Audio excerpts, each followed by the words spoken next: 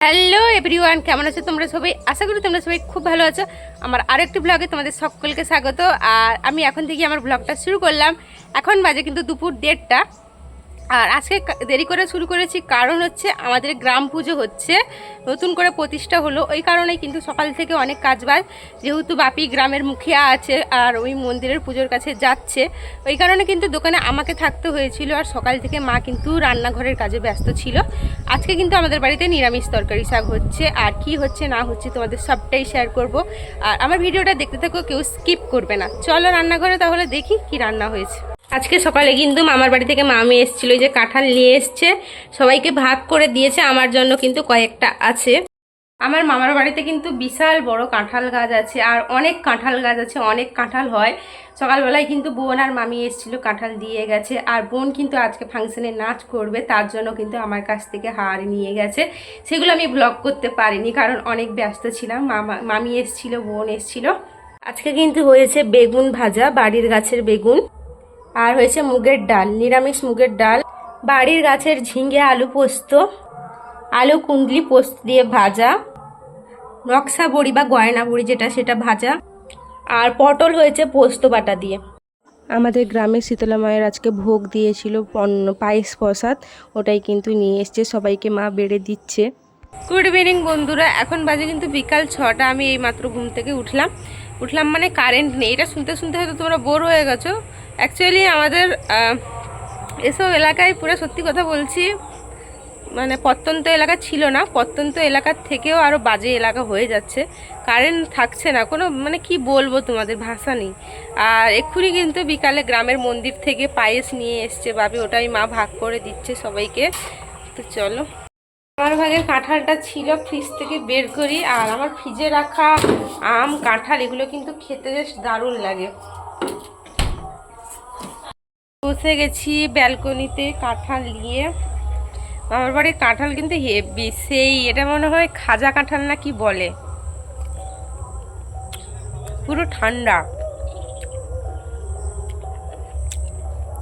এইগুলো খেলে কিন্তু গলায় লাগে না।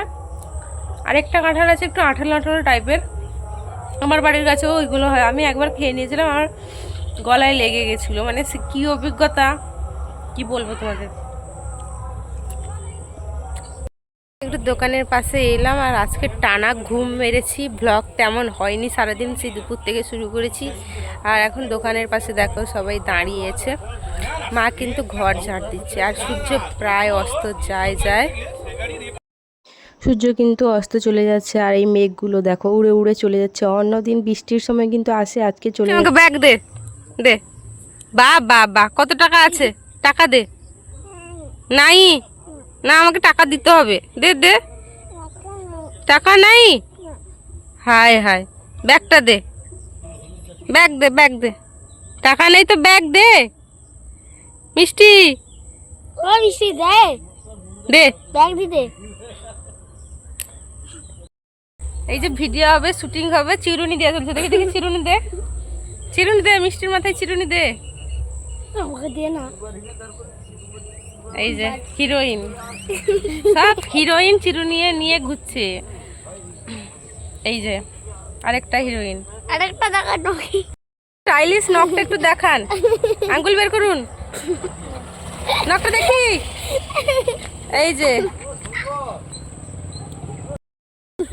এত সাজগোজের পর তারা ভাবছিল কিন্তু ছবি তোলা হচ্ছে, তারা কিন্তু দাঁড়িয়ে ছিল যে আমাকে কিরকম লাগছে, কিন্তু লাস্টে ভিডিও হতে তারা কিন্তু হেসে ফেললো।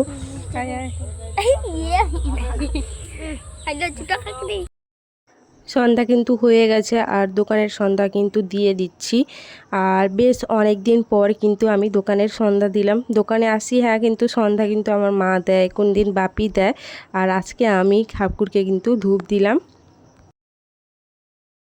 রান্নাঘরে কি চলছে দেখি, বেগুন ভাজা হচ্ছে।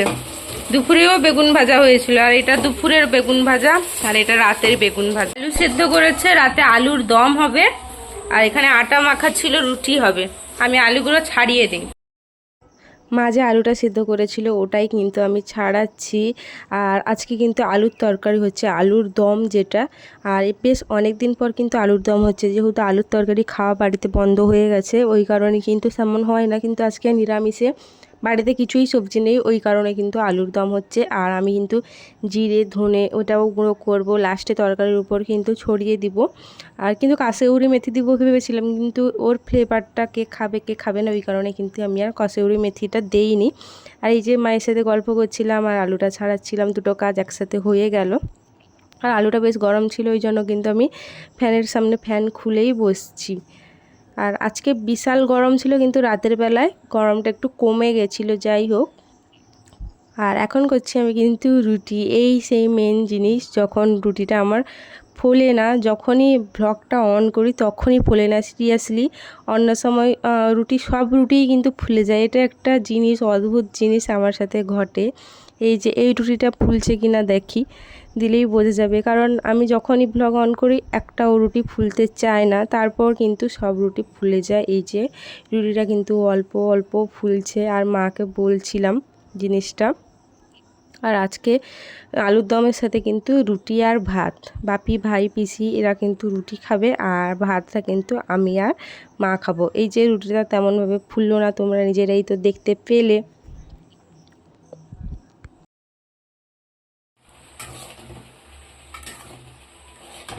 এদিকে রান্না করছে, আর আমি জিরে আর ধনে কিন্তু ভাজলাম শুকনো খোলায়, এটাকে গুঁড়ো করব, দিয়ে তরকারির শেষে কিন্তু জিরে আর ধনেটা দিব, দিলে টেস্ট হবে। আজকে নিরামিষ হচ্ছে তো এই কারণে, আর ঘাম কিন্তু ঝরে ঝরে পড়ে যাচ্ছে।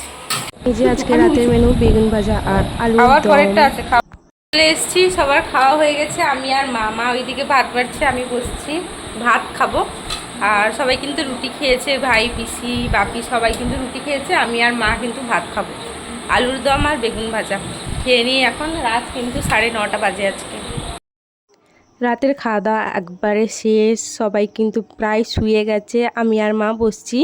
আর এটা হচ্ছে গিয়ে আমাদের গ্রামের ওই শীতলা মায়ের প্রসাদের ভোগ, পায়েস করেছিল আজকে, ওই পায়েসটা কিন্তু বিকালে সবাই খেয়ে নিয়েছিল, আর আমার জন্যই কিন্তু ছিল, যেহেতু আমি ঠান্ডা পায়েস পছন্দ করি, ওই জন্য কিন্তু কেটলি সমেত পায়েসটা আমি ফ্রিজে ভরে দিয়েছিলাম, ওটাই বের করেছি আর ওটাই খাচ্ছি। আর আমি কিন্তু কাজু বেছে বেছে খেয়ে নিচ্ছি, কারণ মায়ের কাজু খাওয়া বারণ, মাও পায়েসটা খেয়েছে অল্প। কমপ্লিট, এবারে যাব কিন্তু শুভ। আর বহুত প্র্যাকটিক্যাল লেখা হয়ে গেছে, আর রাত জেগে আমার লেখার কোনো ইচ্ছাই নেই। নিয়ে নেবে কিন্তু এই জুন মাসের মধ্যে, জানি না কীরকম লিখবো। স্কুল খুলে গেলে কিন্তু আমার উপর চাপেরই চাপ হবে, কারণ 11-12 কিন্তু পড়াশোনা শুরু হয়ে গেলে ওদের আবার টেস্ট, আবার পরীক্ষা, কোশ্চেন করা, অনেক ঝামেলা। প্র্যাকটিকাম এখনও হয়নি, অ্যাসাইনমেন্ট চলছে, কি হবে জানি না, যাই বিছানা করব। আর পিসি কিন্তু শুয়ে গেছে, গিয়ে জাস্ট মশারিটা পরবো আর বিছানাটা ঝাড়বো, ব্যাস। তো চলো আজকে ভিডিওটা এই অবধি। তোমাদের যদি ভালো লেগে থাকে তাহলে চ্যানেলটাকে সাবস্ক্রাইব করে দিও। Tata, good night.